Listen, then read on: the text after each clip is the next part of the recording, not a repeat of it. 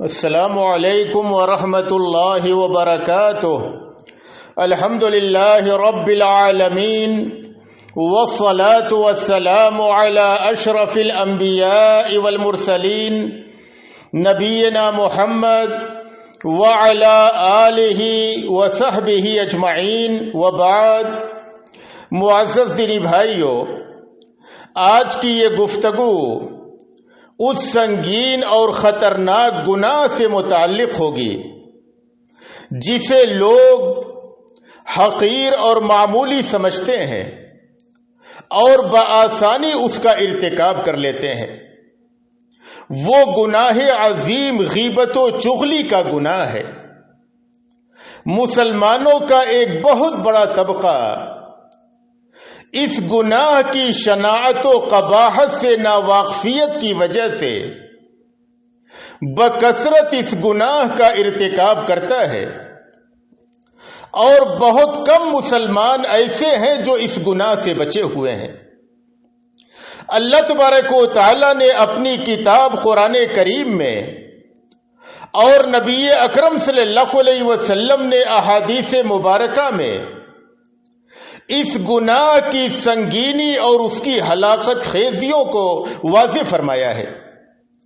اللہ نے قرآن کریم کی ایک آیت کریمہ میں فرمایا، وَلَا يَغْتَبْ بَعْضُكُمْ بَعْضًا أَيُحِبُّ أَحَدُكُمْ أَن يَأْكُلَ لَحْمَ أَخِيهِ مَيْتًا فَكَرِهْتُمُوهُ، کہ تم میں کا کوئی شخص کسی شخص کی غیبت نہ کرے۔ کیا تم میں کا کوئی شخص یہ پسند کرتا ہے کہ وہ اپنے مردہ بھائی کے گوشت کو کھائے؟ اللہ نے فرمایا فَكَرِهْتُمُوهُ، تم یقیناً اس کو ناپسند کرو گے۔ یعنی کوئی بھی مسلمان یہ گوارا نہ کرے گا کہ اپنے مردہ بھائی کے گوشت کو کھائے۔ تو غیبت کرنا اپنے مردہ بھائی کے گوشت کے کھانے کے مترادف ہے۔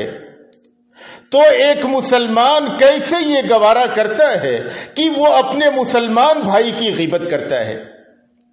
عبداللہ بن عباس رضی اللہ عنہ اس آیت کریمہ کی تفسیر میں فرماتے ہیں کہ اللہ تبارک و تعالی نے جس طریقے سے مردار کے گوشت کو حرام قرار دیا ہے، اسی طریقے سے مسلمان کی غیبت کو بھی حرام قرار دیا ہے۔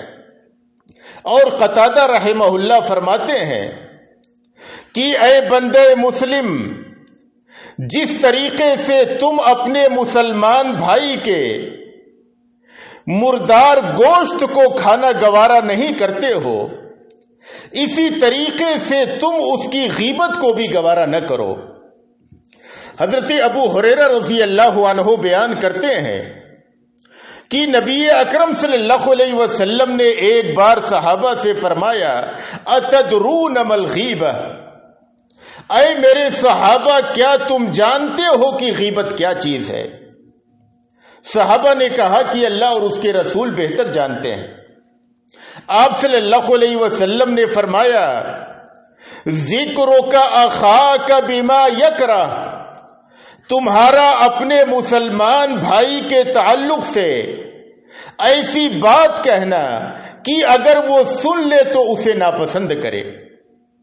مسلمان کے پیٹھ پیچھے اس کے تعلق سے ایسی بات کہی جائے کہ اگر وہ اس بات کو سن لے تو اسے ناگوار گزرے، اسی کا نام غیبت ہے۔ صحابہ نے پوچھا کہ اے نبی صلی اللہ علیہ وسلم، ہم جس خرابی کا ذکر کر رہے ہیں، اگر وہ خرابی ہمارے مسلمان بھائی میں پائی جا رہی ہے تو آپ صلی اللہ علیہ وسلم نے فرمایا کہ اگر وہ خرابی اس کے اندر موجود ہے اور تم پیٹھ پیچھے اس کی غیر موجودگی میں تم اس کا ذکر کرتے ہو تو اسی کا نام غیبت ہے۔ اور اگر وہ خرابی اس کے اندر موجود نہیں ہے اور پھر تم اس کا ذکر کرتے ہو تو یہ تو اس سے بڑی چیز الزام تراشی ہے۔ تو غیبت سے ایک مسلمان پرہیز کرے، اپنے مسلمان بھائی کی خرابیوں کا پیٹھ پیچھے ذکر کرنا، اسی کا نام غیبت ہے۔ مسلمانوں اللہ سے ڈرو اور اس خطرناک گناہ سے پرہیز کرو۔ یہ غیبت و چغلی ایک بندے مسلم کے لیے عذاب قبر کا ذریعہ اور سبب ہے۔ طاؤس بیان کرتے ہیں کہ عبداللہ بن عباس رضی اللہ عنہ نے فرمایا کہ نبی اکرم صلی اللہ علیہ وسلم کا گزر 2 قبروں کے پاس سے ہوا۔ آپ صلی اللہ علیہ وسلم نے فرمایا انہما لیعذبان، کہ یہ دونوں قبر والے عذاب دیے جا رہے ہیں۔ وما يعذبان فی کبیر، کسی بہت بڑے گناہ کی وجہ سے عذاب نہیں دیے جا رہے ہیں۔ یعنی گناہ تو بڑا تھا گناہ کی حیثیت سے، لیکن اس گناہ سے بچنا مشکل نہ تھا۔ گناہ سے بچنا مشکل نہیں تھا، گناہ ایسا تھا کہ اس سے بآسانی بچا جا سکتا تھا۔ آپ صلی اللہ علیہ وسلم نے فرمایا اما احدہما فکان لا یستتر من البول، ان میں سے ایک شخص وہ تھا جو پیشاب کے چھینٹوں سے نہیں بچتا تھا۔ وَأَمَّا الْآخَرُ فَكَانَ يَمْشِي بِالنَّمِيمَةِ، اور دوسرا شخص چغل خوری کیا کرتا تھا۔ اس چغل خوری کے گناہ کی وجہ سے اسے قبر میں عذاب دیا جا رہا ہے۔ غیبت اور چغلی میں تھوڑا سا فرق ہے۔ غیبت کا مطلب یہ ہوتا ہے کہ اپنے مسلمان بھائی کی کسی خرابی کا اس کے پیٹھ پیچھے ذکر کرنا، یہ غیبت ہے۔ اور چغلی کا مطلب یہ ہوتا ہے کہ ادھر کی بات ادھر لگانا۔ یہاں کوئی سنا جا کر کے ادھر لگا دیا، ادھر سنا ادھر لگا دیا، اس کا نام چغلی ہے۔ یہ دونوں ہی انتہائی خطرناک گناہ ہے۔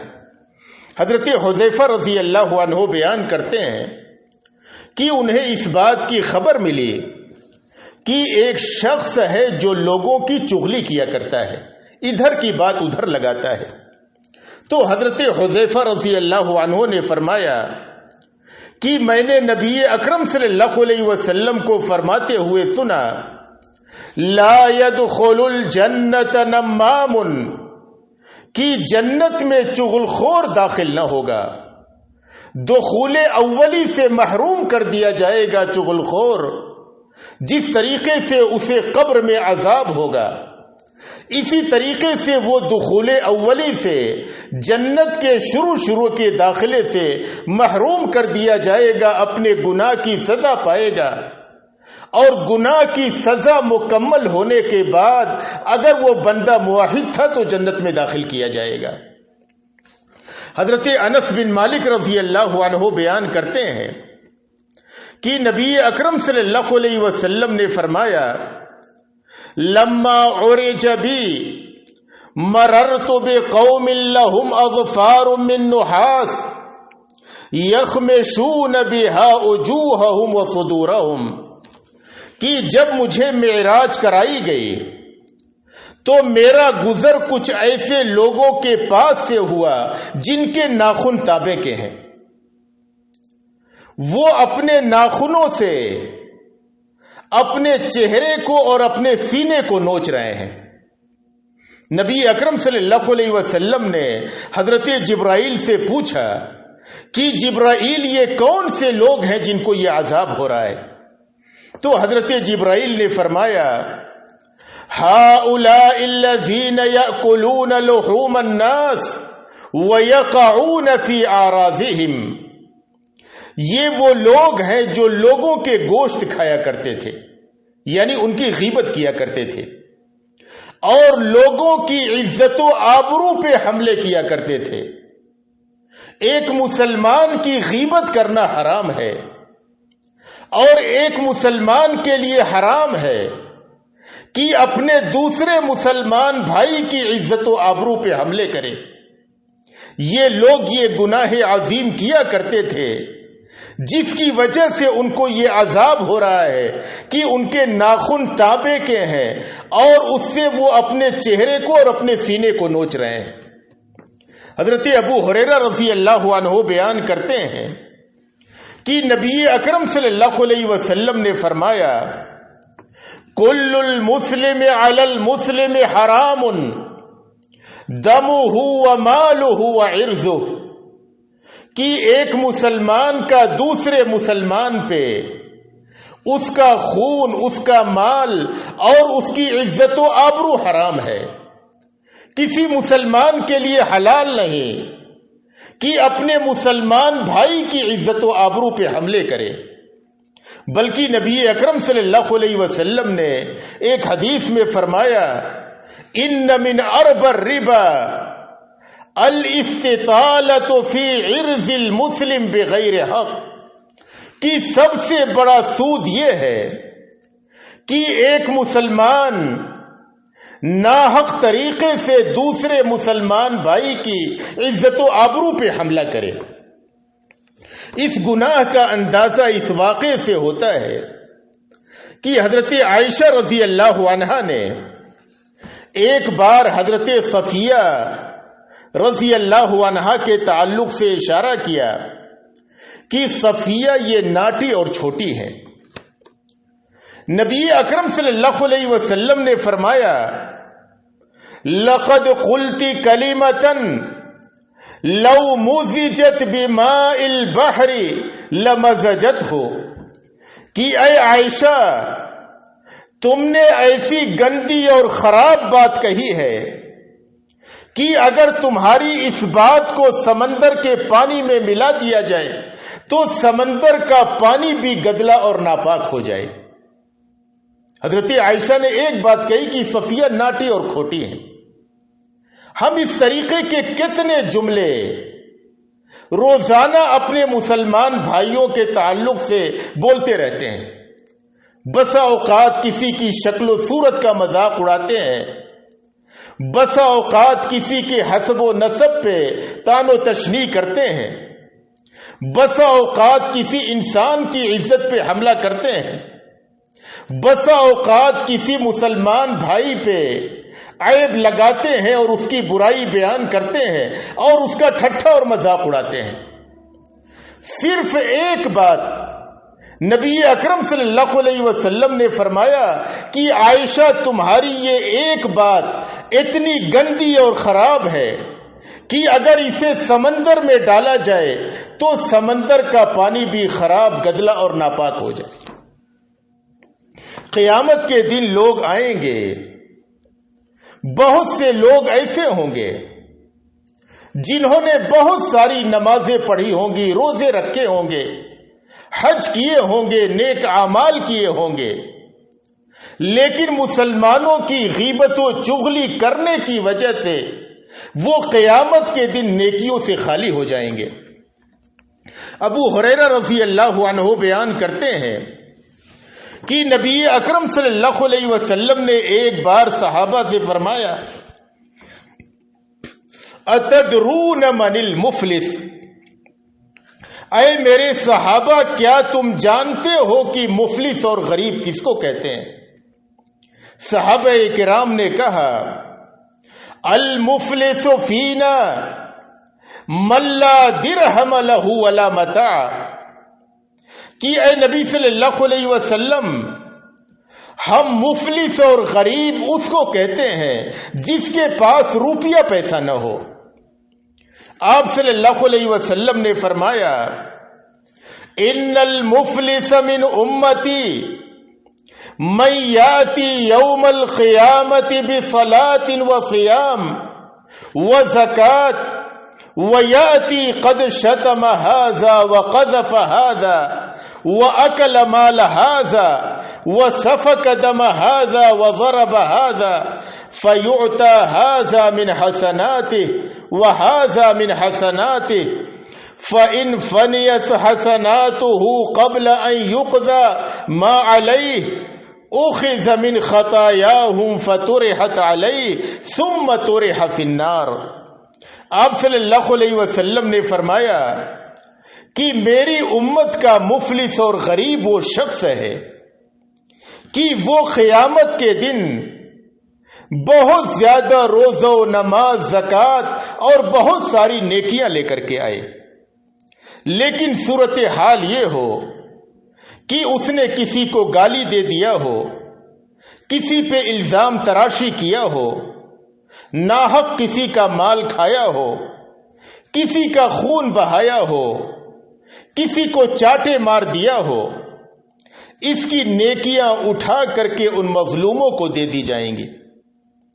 اور اگر فیصلہ نہ ہو سکے گا تو ان مظلوموں کے گناہ اس کے اوپر لاد دیے جائیں گے۔ ثم طرح فی النار، پھر اس شخص کو جہنم میں ڈال دیا جائے گا۔ غیبت کرنے والا، لوگوں کی چغلی کرنے والا، لوگوں کی عزت و آبرو پہ حملے کرنے والا، قیامت کے دن نیکیاں لے کر کے آئے گا، لیکن وہ نیکیاں ان مظلوموں کو دے دی جائیں گی جس کی اس نے غیبت کی، جس کی عزت پہ حملہ کیا، جسے چاٹا مارا، جسے گالی دی۔ یہ شخص نیکیوں سے خالی ہو جائے گا، فیصلہ نہ ہو سکے گا، ان کے گناہ اس کے اوپر لادے جائیں گے اور پھر اسے جہنم میں ڈال دیا جائے گا۔ کس قدر خطرناک انجام ہوگا۔